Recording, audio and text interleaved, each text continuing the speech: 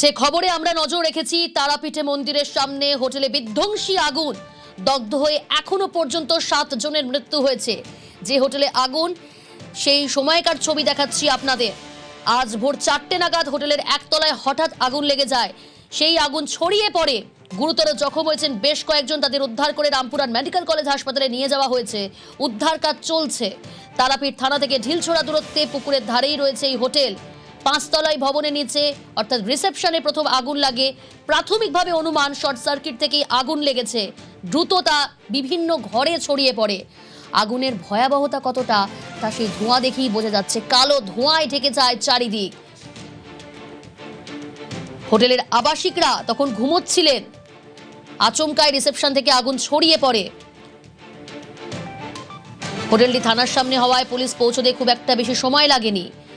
তারাপীঠ থানার পাশাপাশি রামপুরহাট থানার পুলিশও সেখানে পৌঁছেছে। ইতিমধ্যেই সেখানে পুলিশ আধিকারিকরা রয়েছেন, দমকল কর্মীরা সেখানে রয়েছেন। আগুন এই মুহূর্তে নিয়ন্ত্রণে। প্রত্যক্ষদর্শীরা কি জানাচ্ছেন শোনাবো আপনাদের।